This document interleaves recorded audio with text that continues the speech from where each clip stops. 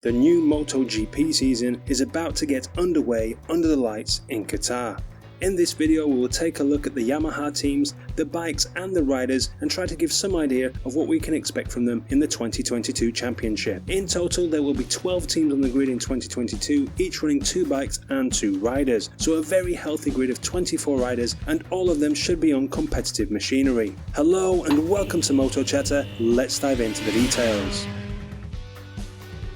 The factory Yamaha squad had a two-sided season in 2021, taking the riders' title on one side of the garage with Fabio Quartararo and splitting with their long-time title hopeful Maverick Viñales on the other. Enter Franco Morbidelli into the factory fold, fresh from a knee injury and surgery.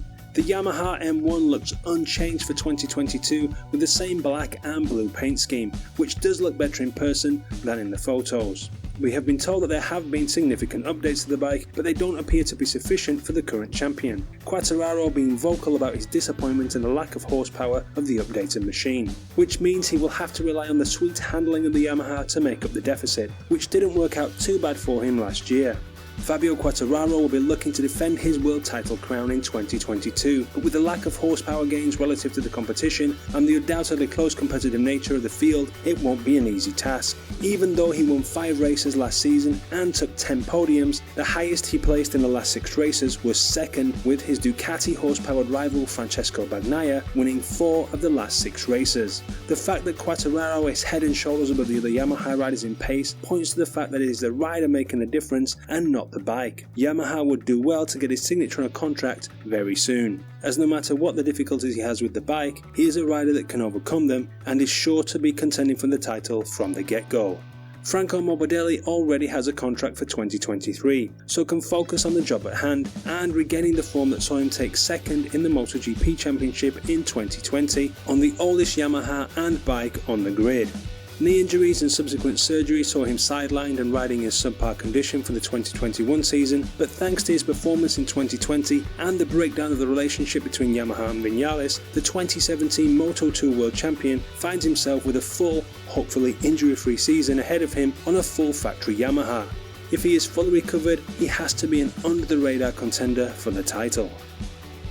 The WithU Yamaha RNF MotoGP team immediately take the win for the longest team name. The RNF Yamaha team, as I shall now call them, have had to reconstruct their team due to the loss of their Patronis title sponsorship, disbanding their Moto3 and Moto2 teams and will focus solely on MotoGP. They have a new sponsor and with it a new livery, which isn't so different from the factory team with the black and blue finish. Andrea Dovizioso, now the veteran of the MotoGP field, raced the last 5 races with the team last season and will now race full-time on board a full factory bike. He has been upfront about having to adapt his riding style to the inline 4 after spending 8 seasons on the V4 Ducati, but he has had success in the Yamaha previously, taking 6 podiums in 2012 on board the Satellite Tech 3 Yamaha. If he can click with the bike, you can be sure to see him on the podium. He is the only rider who has been able to keep a fully fit Marc Marquez honest in recent years after all.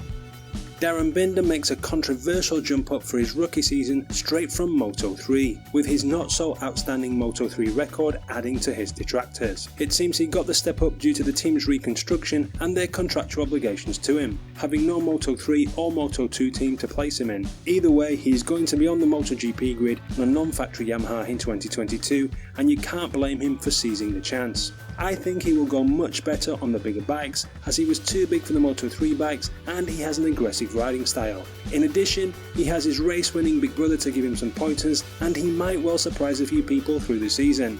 In any event, the opportunity has been presented to him and he is taking it with both hands, and you have to respect that. But those are my thoughts. What do you think? How do you think these riders will go in the 2022 season? And who's your pick for the Riders' Championship this year? Let me know in the comments. I hope you enjoyed this look at the Yamaha MotoGP teams for 2022. If you did, check out my other videos of the other manufacturers on the grid this season via the links on screen. Remember to subscribe for plenty more motorcycle videos to come and give the video a thumbs up if you feel like it. But whatever you do, have a great day and thanks for watching.